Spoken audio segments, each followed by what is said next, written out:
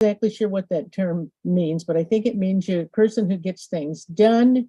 And this also, by the way, is being live streamed on KGUA's YouTube channel. And all right, here we go. I'm going to make the screen a little bit bigger. There we can see each other a little bit better. 9:20 here at KGUA Studios, 88.3 FM if you're listening. And you can also watch us on YouTube right now on the KGUA YouTube channel. And of course, this will repeat later.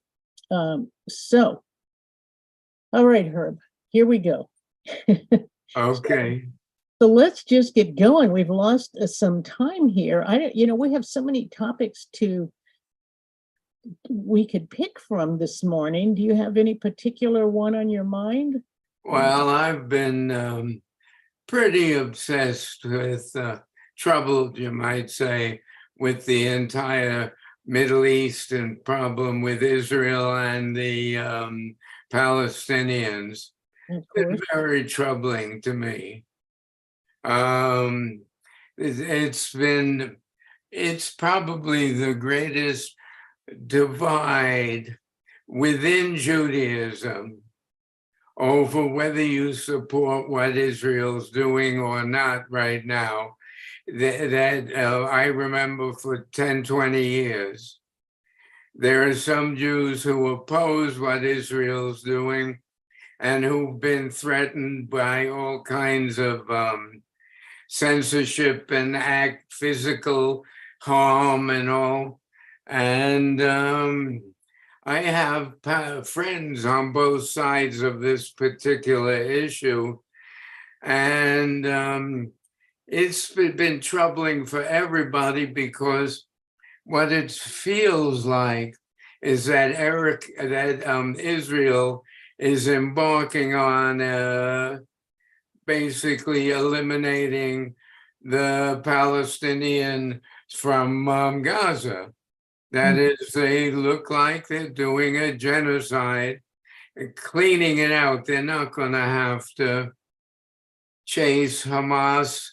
They are going to eliminate what they think is Hamas. But in doing so, the only way they can do that is eliminate all the Palestinians in the Gaza Strip.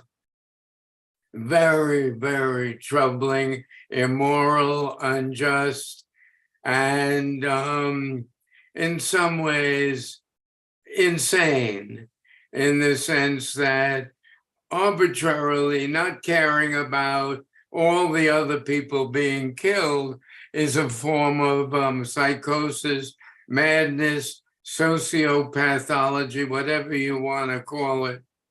I think it's really, it's very troubling. My Israeli friends say that right now, 2 weeks ago or 3 weeks ago, Netanyahu was about to be thrown out with all the demonstrations and all. Now, nobody seems willing to come out and oppose, and everybody is depressed, scared, angry, enraged, and there's no dissonance that seems emerging within Israel, though it's there. In other words, in the midst of this madness, the resistance is not very strong within Israel. And in places like Davis, where my daughter teaches, several faculty have tried to, I don't know where she stands because I try to stay out of my children's sensitive business, but some departments have basically closed down because of death threats and things like that over the position that some faculty members took towards other faculty members. I mean, this thing has really been unbelievably divisive. And if you want to make a U.S. analogy, that if Trump had the power that Netanyahu has had, we would be in some very real trouble in the U.S. if we opposed him. And he talks that way now, and he's going to also, my guess is, be emboldened by what's going on in Israel. So these things are not separate. Or with this Zoom and with the media and with the instant communication, what goes on in Gaza is on everybody's plate for breakfast, lunch, and dinner right now. And if it's not, it's because you've already decided and have put it out of your mind. It's been very troubling, and I'm trying to write about it, but oy vey, as I say in Yiddish, which is not a living language in Israel, by the way. It's Hebrew is the language in Israel, and Israel eliminated, even though most of the people who settled in 1948 spoke Yiddish, they eliminated Yiddish as a national language altogether and made it all Hebrew. So now the language of Israel is Hebrew. Okay, I'm going to stop you just for a couple of minutes here. Herb, you've said so many things, and I appreciate your candor. And I would agree that I think for the majority of people, this is on everybody's minds, hanging heavy in their hearts. I have friends who are both Jewish and Palestinian, and Americans, and that does have some slight different significance Right. for people who are living in those countries. But nevertheless, it's for me. I mean, I think it's heartbreaking to see and know that all of the people, the babies that are being killed. And it reminded me, and I'm not trying to trivialize this, but I hope, there was an episode of Star Trek many years ago in which there was a race of people, or two races. One of them had half their face was black, the other half was white, but they were divided because they were black and white on opposite sides of their faces. And they too wanted to commit genocide to eliminate one or the other. I mean, this genocide, obviously, our people know that very well. There's that new movie out about the Osage tribe. That's a big screen movie that people are going to see that's about genocide. Not with the mass weapons then were guns and bombs and just whatever way they could kill Indians to get their money, their land. It never ends, though, Herb. It never ends. What is this? How can this ever? I mean, I don't know. You don't see a good ending on either side of this. I don't see good in either side. Because what has been imprinted almost into many of those individual citizens, not everyone, but the thing that's come to my mind lately is the word hate. This ability to hate so that you can commit all of these atrocities, because I don't understand hate, Herb. Let me put it that way. Understand what? Hate, H-A-T-E. Hate, H-A-T-E. I have a easy understanding in one way. If you were, and that's why I can't write about it, because I have so much sympathy for both sides. I've lost relatives in the Holocaust, as well as other people, many other people.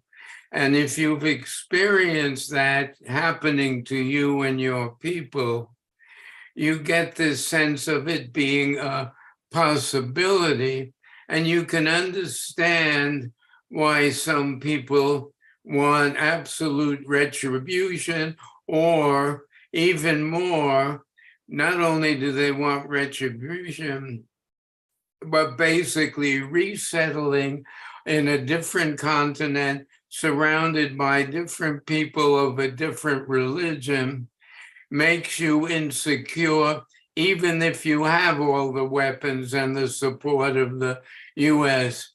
Most of my Israeli friends are secure when there's no conflict, but there's always this sense of, we could be wiped out. We've got to fight strongly against our undying enemies. It's a very funny thing. You can be very proud and very strong and very militant as an Israeli, but you also know that you're not even 100 years old, that many of your people are either experienced a Holocaust or are descendants of those people. And so there's a dual identity, I think, in many Israelis over, we're permanent, but we're not permanent here. We belong here, but who knows what could happen if they kill us this way.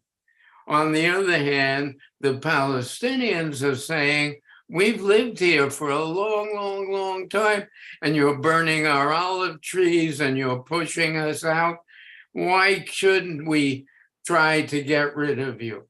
And so you really have a situation, believe it or not, from my point of view, and I don't think there are too many people who agree, is that there was a buildup of well over 1 million Jews with nowhere to go after World War II.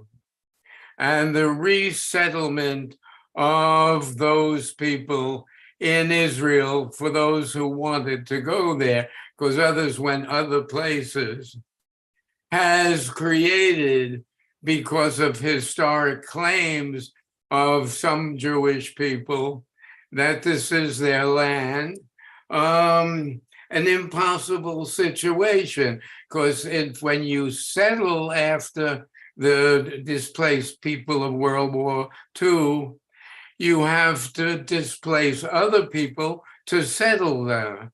And so it's like continuous since the beginning of the creation of Israel, and no one could say everybody was evil, because everybody was dealing with a situation created by people who were truly evil, that is to say, by the Nazis in Europe. That's why it makes it so complicated to dislike either side, but still, from my point of view, using the weapons and having the president of the United States basically saying, we're going to give Israel more bombs and we're going to give Palestinians Band-Aids that don't stick, is a perpetuation of that aspect of this which is evil. So we're engaged too in the US by perpetuating this thing. You know, when you give one the right to kill and the others the right to put on a Band-Aid, you're taking sides in a way that's unconscionable. So as a Jew and as a humanist and as a secular person, I'm extremely puzzled, but don't know. I don't see any solution. Even if there's some end, temporarily, there's no solution that I can imagine, which is very rare for me. You know, I'm not an optimist, but I'm a very hopeful person. And I don't have any hope about this ending well. I just can't see it. I'm being open and honest. I don't see if let's say Gaza is clear, then he's made even more intense enemies of all the surrounding countries. As you know, right now there's a question of Hezbollah and what's going to happen with them, and what's going to happen with Syria, and what's going to happen with even Lebanon, and much less Iran. So this is like a struggle that has no terminal point at this moment. And I don't think anybody has figured out what that can be unless it comes out to be Fortress Israel. But that doesn't work because yes, I mean, it's clearly not working. what?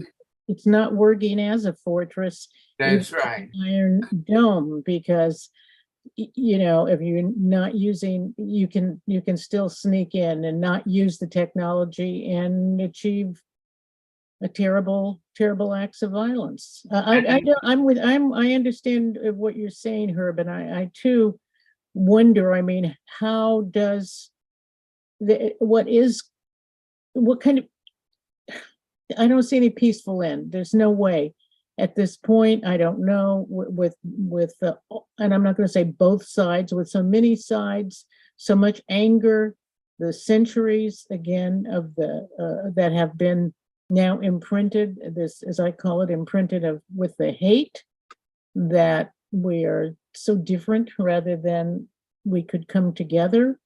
I don't see how. And with this terrible, it is terrible what's happening there. It's barbaric that this time and everybody, including the peace movement and the people who want to reconcile and people who have friends across those boundaries, are trapped right now in the rage and the anger and the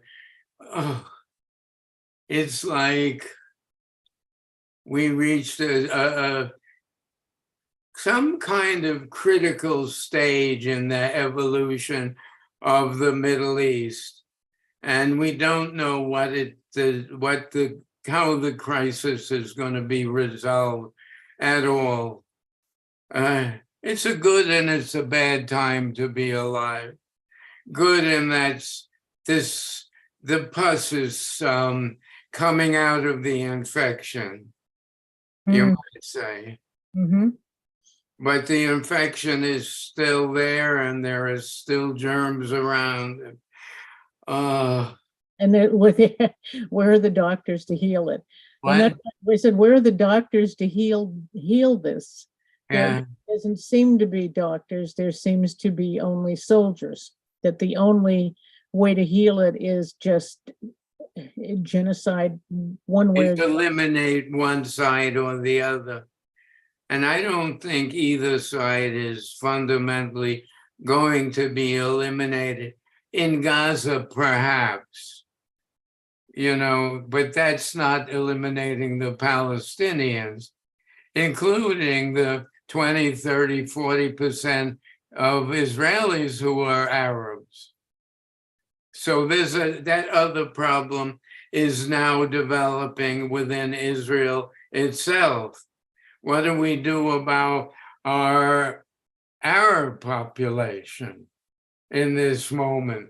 And that is, from what I hear, an ongoing problem right now. Just a few days ago, a couple of Palestinian journalists were Israelis. They were not Palestinians, they were Israeli citizens, were arrested. Al Jazeera has been turned off in all of Israel. So the news can't get in. I mean, Israel is also in damaging and in internal stress, as well as externally trying to destroy another people. It's I did not think I'd live to see this, frankly.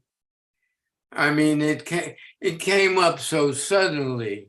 Mhm. I think that's why everybody's so stressed.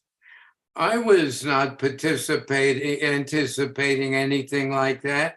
Obviously, the Israelis were not. And I don't know how many of the Palestinians were aware of what Hamas was planning. But sometimes someone's got to stick a needle into the infection and get it all out. So I guess it's happened. It's not all out. It won't be all out for another century. I don't know. I'm just very like everyone else.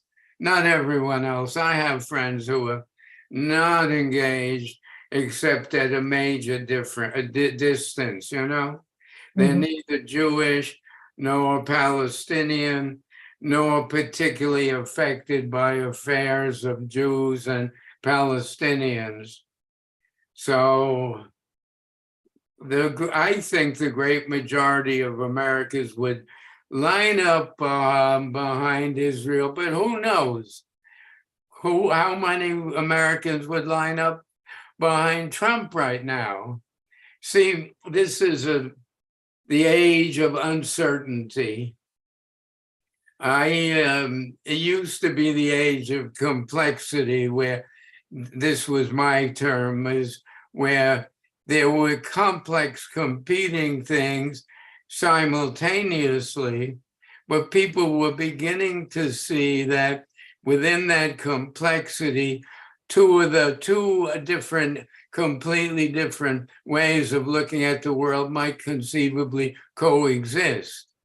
Now we're in a critical age where that complexity has disappeared and it's come to really an age of confusion, an age of contention, an age of Well, let's talk about that for a moment. What has changed? A lot of people want to blame the media. A lot of people say that because of what they read or they see or they hear, that they're just hearing at most two sides, and they aren't even sides, two opinions of things. They're not understanding. I mean, everything that's happening there it is complex. And yet, how this nation was founded, this very nation that we all sit in and vote in, was founded in a very similar way. But and it committed genocide. absolutely, absolutely. Only it was about um, more about politics and less about about religion. Religion is a key difference. Although we do fight about religions in this nation, but we're not killing each other. So I mean, Right. you know, I don't see that a lot of people, as much media as we have, as many books, as many radio stations and TV stations and newspapers, at least I can only speak to this country, how people can understand. So with the images is what they're understanding, and the images are horrifying and terrible, and so you react in that way. So I don't think people understand, or as you say, even care to understand this complex issue. And even if we do, Herb, then there's that frustration. What can we do? As we can't as individuals, but yet we have a president who clearly has shown which way who he's going to help.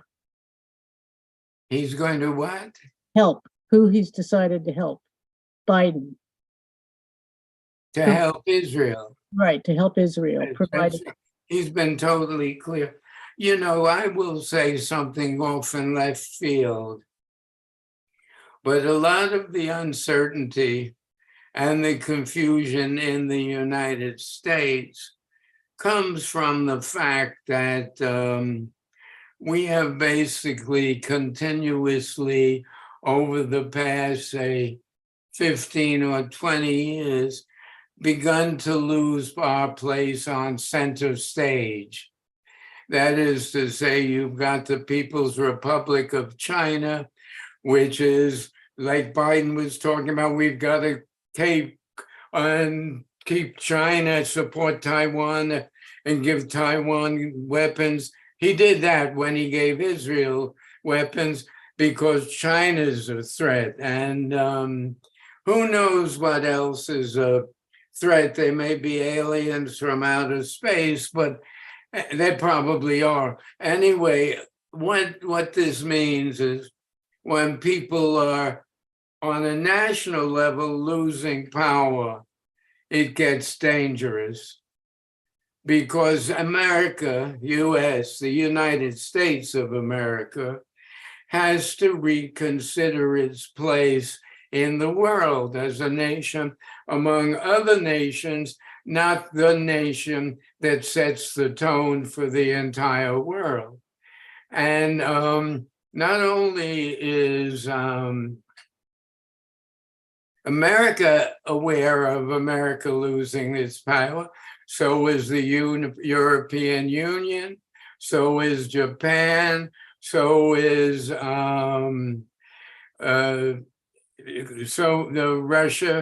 All of these places are visibly taking some kind of action, which we can be, like with the pipelines in Europe and all, and with Ukraine, that America can no longer govern the world according to its will. You know, we've dropped enemies in many places. Afghanistan, we're doing it in Ukraine now. We did it in Korea before. We did it in Vietnam. Though I must say, and this is something that I go to sleep smiling about. One of my son-in-laws just came back from an extended trip to Vietnam because he has a factory and he's expanding internationally, and they're looking for the best place to put a new factory in.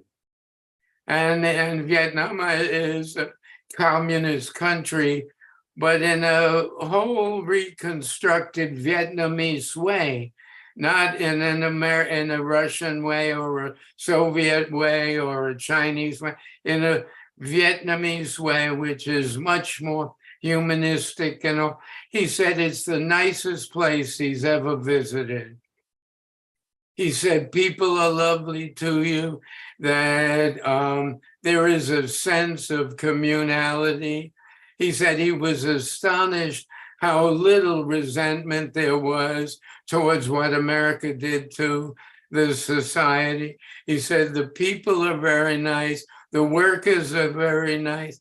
I mean, I'm just talking one opinion, but here he's saying this is a country that from his perspective, because his business was not working well in the US because of all kinds of things, that it does seem to be working well.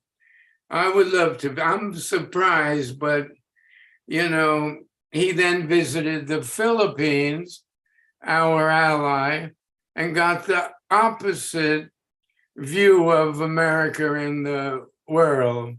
But again, even in the Philippines, it's an attempt to say, we are not following the United States. We are our own people. And this becomes real trouble in Washington and Israel, because if it's trouble in Washington, it has to be trouble in Israel because of the financial and military support of the US for Israel under the pressure it's always under. So the world is multiple, as I see it, and that there is no single center of power anymore, but there are one country that used to be that still has that fantasy while knowing that it's not true. This is, I think most Americans look at the labels on their clothes. Anyway, I'm sorry, I'm going on too much. Well, yeah, not too much, but there's a lot there's some things to interject there. I don't disagree with you at all. I don't have can't speak to it quite the same way, but I was thinking of something similar, and I wrote something similar to that. And when I was again, for me, it came back to this concept. Well, not concept. This reality of hate. What happened to so many tribes here, indigenous tribes to this country, who genocide was committed on and are now, some of them recognized as sovereign nations, although that's, how that plays out in reality in terms of rebuilding nations is it's different in every case. But and this is where I got my left field went off into spirituality and religion and hate. We don't hate people here, even though our lands were taken, our ancestors' lands were taken, all of those terrible things happened, crops burned, everything. And being told that you are childish, your religions are, maybe pagan, silly, all of that.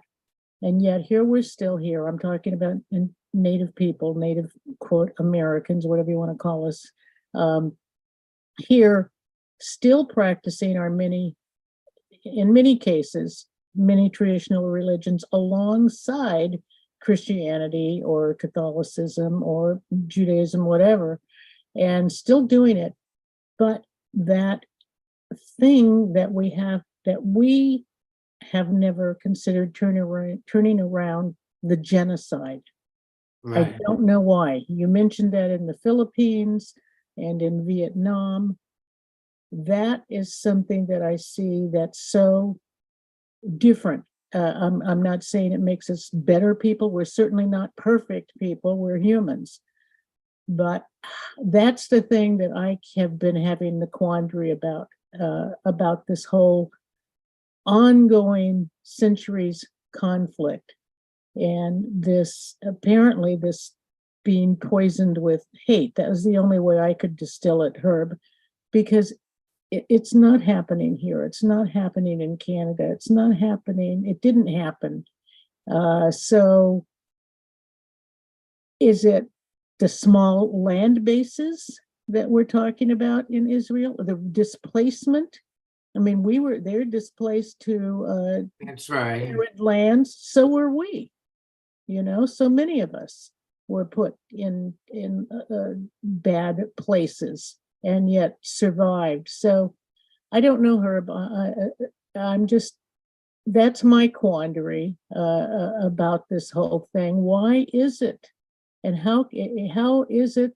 And how can that, I don't know how you can't turn it around at this point. If it does, it would take centuries. But to change this is desire to just annihilate each other.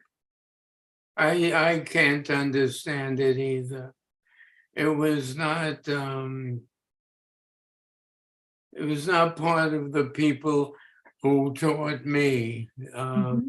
My grandfather and my great uncle, my great uncle lost his mother to the Holocaust, but he was a very hopeful, spiritual man and was able to establish a coherent and loving family here in the U.S. Remembering, but again, not hating anybody. He was one of the founders of the Restaurant Workers Union, and it was not racist and he accepted the idea that spirituality and universal thinking is something that is accessible in different ways to all people. And I learned that from him as an 11-year-old, which is interesting. And it stuck with me. But it didn't, but I frequently, in my passage through life, this internalization of hatred is something that is puzzled me and frightened me. And I've encountered it a number of times, of course. And if you're going to stand for justice, you're going to encounter hatred without question. But I still don't understand it. It's like, it's not a bad gene, but it's a bad social. I think hatred is something that is instilled by adults to children, but probably, as the Nazis knew, probably adolescence is where the hatred is instilled. When you become of marital, sexual, and military age. And it's when you become of voting age, all of those things or political age are occasion for the growth of the seeds of hatred, it seems to me. Well, and it's also the age of becoming, What? It's also the age where many people become soldiers. That's what I was saying. Yeah. It's when they become soldiers, when they become competitive and capitalists and don't worry about people who don't have enough to eat in their own communities. I don't mean in the world, but I just mean local communities. It's we know so little really about the human psyche. I've had fights with a whole bunch of contemporary biologists and other people who think they've got the clues to consciousness and human development. And I look around and look at their theories and I don't see it. I don't see it. And I don't think biology is the way. I think some kind of, this may sound weird, secular spirituality, if you can imagine something like that, is very possible for me. I find myself very reverent and very appreciate larger formations and goodness. I think one of the people I admire most because of this is Spinoza, who has a very big vision of the whole, but he also has a vision of corruption and of evil and of the problems that people create, but he has some vision of an acceptable totality. I don't know. Given that I'm in my mid-80s, it's troubling to me because I would like to see more of a hopeful steps towards a solution than I currently see. It's but I do see lots and lots of young people, young adolescents, who do have an incredibly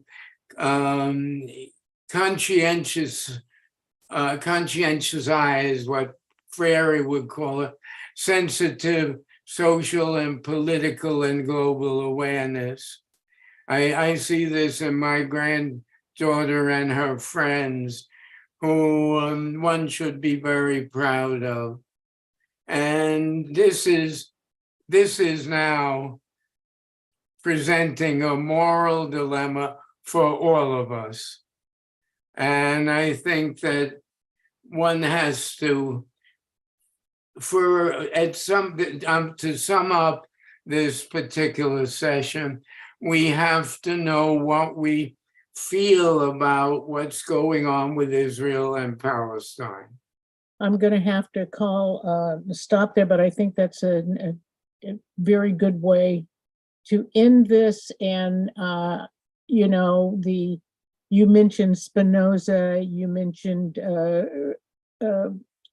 Freire, the educator. You've mentioned a lot of people that many people in our audience probably have no idea what you're talking about or who you're talking about or why they're important. And that's something that, as you're saying, that kind of education or talking or understanding morality, not just DNA, what we as humans are not learning enough. And if your parents didn't learn it, they're probably not going to pass it on either. Right. So anyway, Herb, obviously the two of us are not going to be able to save the world's or solve the world's issues, but if we can implant something in people's minds on our different sessions, hopefully. And keep the conversation going. Keep Yes. it alive. Be articulate. Be articulate. Something I have a hard time doing. Herb, we got to go. Thank you so much for everything. And we'll repeat this at 1 o'clock. All right, folks, we have to now go to a different conversation. We're going to leave Herb Kohl for now until next week.